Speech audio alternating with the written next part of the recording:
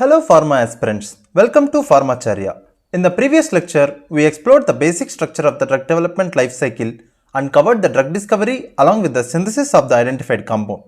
In today's lecture, we are going to cover the entire topic of preclinical development, a crucial stage in the drug development process.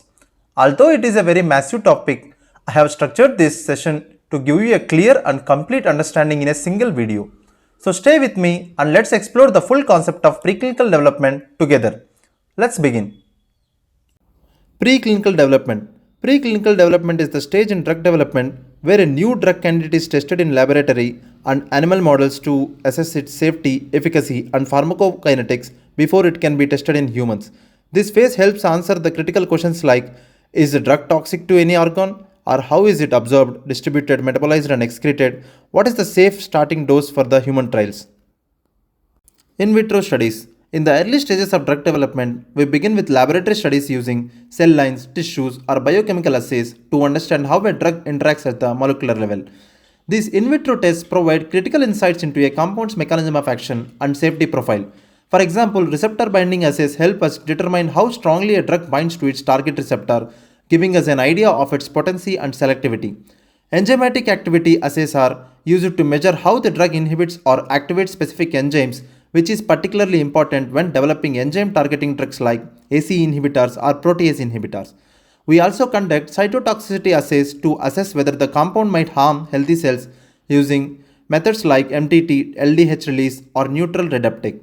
These early investigations lay the background work for deciding whether a drug candidate is safe and effective enough to move forward into the animal and clinical studies. In vivo animal testing. In vivo testing refers to experiments conducted within a living organism, whether it's an animal or a human. The term literally means within the living, and it's a crucial phase in drug development, where researchers observe how a drug actually behaves inside the complex environment of a living body. Unlike in vitro testing, which takes place in test tubes or petri dishes, in vivo studies provide real-world biological insights. They help determine how a drug is absorbed, distributed, metabolized, and excreted, and they reveal any potential therapeutic effects or side effects. For example, scientists might administer a new drug to lab animals to study its effect on blood pressure or glucose levels, or use animal models to evaluate toxicity before moving to human trials. Although in vivo testing is more expensive and requires strict ethical approvals, it remains an essential step to ensure a drug's safety and effectiveness before it can be used in actual medical treatments. Toxicity studies. Before a drug ever reaches a human body, it must prove one thing, that it is safe. And this is where toxicity studies comes into play, one of the most critical parts of preclinical development.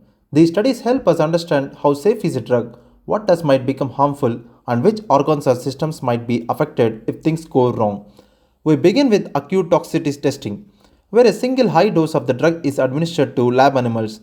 The animals are then observed closely for 14 days to identify any immediate signs of harm or even more death. This is where we calculate the LD50, the lethal dose for 50% of the test subjects. It gives us a rough idea of the drug's initial danger level.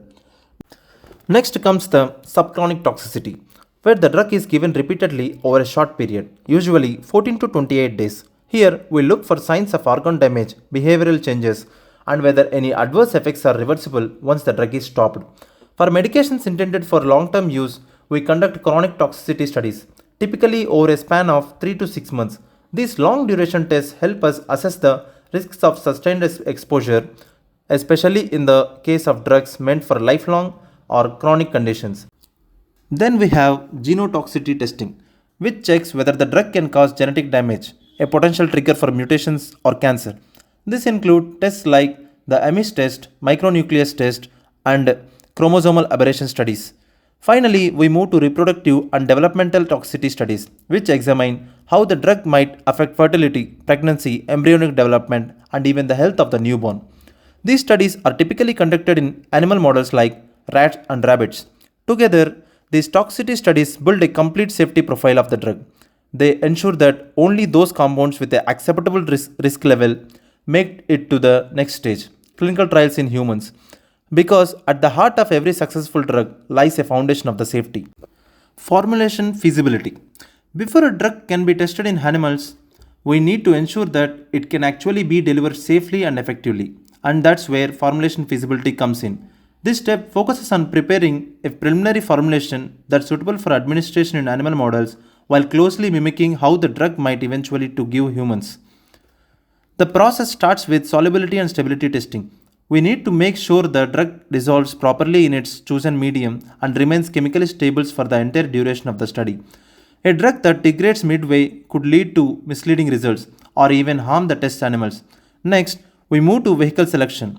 This means choosing the right carrier or solvent for the drug. Commonly used options include saline, PEG, or DMSO. The selected vehicle must be non toxic, biocompatible, and suitable for the intended route of administration. Speaking of routes, this is another critical decision. Should the drug be given orally, intravenously, intramuscularly, subcutaneously, or topically? The answer depends on how the drug will eventually be used in humans, and the route selected should reflect the real world use. Finally, we come to dose preparation and storage. It's not just about mixing the drug. The formulation must be homogeneous, sterile, and consistently dosed for every animal. This ensures reliable, repeatable results and ultimately trust in the data we collect. Formulation feasibility might seem like a technical step, but it's one of the unsung heroes in preclinical development. It bridges the gap between laboratory chemistry and real world drug delivery, setting the stage for everything that follows. Key takeaways from this video are foundation of drug safety, in vitro and in vivo studies, toxicity testing, formulation readiness for animal testing, bridge between lab and clinical trials. Thank you for watching this video. Stay tuned for more pharma content. In the next part of the drug development video, we are going to cover the concept of GMP grade API manufacturing and investigational new drug application. Stay tuned for more exciting content ahead. Thank you.